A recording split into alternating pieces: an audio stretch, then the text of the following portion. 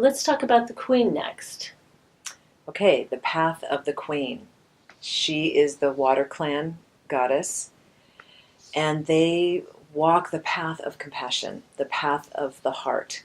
Now, I find this to be one of the more challenging paths because women give so much of their heart away.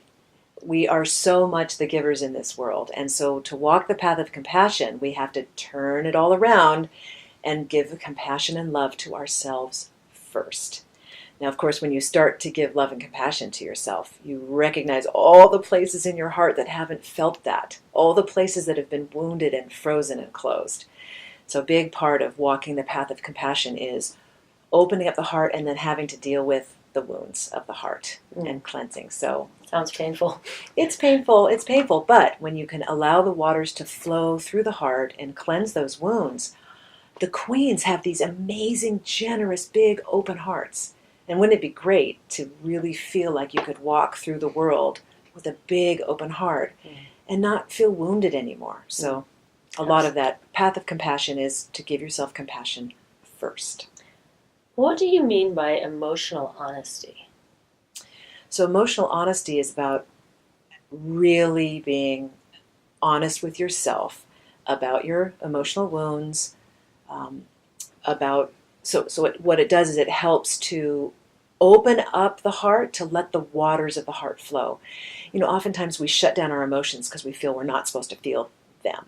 So emotional honesty is about opening up the free flow of emotions within the heart. And when would you call upon the Queen? What life circumstances would you call up your Queen energy? Well, I definitely call up my Queen energy when I'm in a difficult emotional situation. If I'm feeling angry at someone or frustrated, I call in the Queen to give me compassion so that if I need to speak compassionately, I want to use right speech.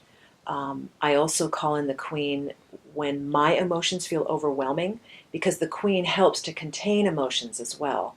So as a therapist, I'm dealing with people's emotions all the time.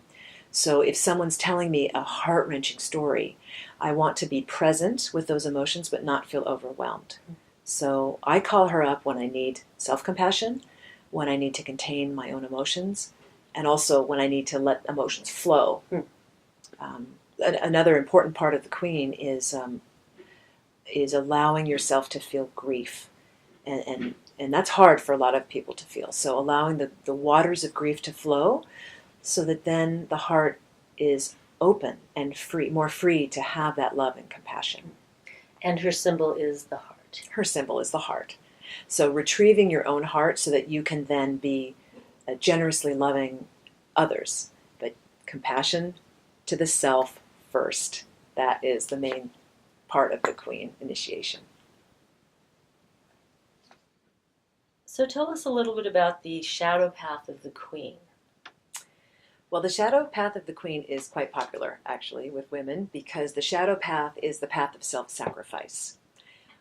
I have spoken to so many women who relate to this. They have sacrificed their lifeblood, giving to their kids, their parents, their friends, their communities. However, it's called the shadow path because if a woman continues to sacrifice herself and not give herself compassion first, she turns into the martyr. And then when the martyr is giving, it has strings attached and it doesn't feel good. It doesn't feel loving. And so a big part of working with this disempowered path, the path of self-sacrifice, is to really commit to not giving and giving and giving and sacrificing the self, but to be giving to the self first so that you fill up your cup and then out of a fullness, then you can give to others. But you know, it's a horrible feeling when someone's giving to you and they're all martyrish about it. So it feels very sticky. It does. It feels sticky. It doesn't feel good. Yeah. And so it's important to know how to tackle and not move into that self-sacrifice so much. Because, you know, as women, we are conditioned from very early on to be giving, giving, giving. And I can't tell you how hard it is for women to take all of that love and to turn it back in on themselves. So I think it's one of the hardest shadow paths to turn around from. But a big part of that is learning how to self-care, learning how to take care of oneself first. But I'm telling you, it's like moving mountains to try to get women to do that. But really, it's really important to not be a martyr and to not give out of depletion, but to give out of a cup full of love and compassion.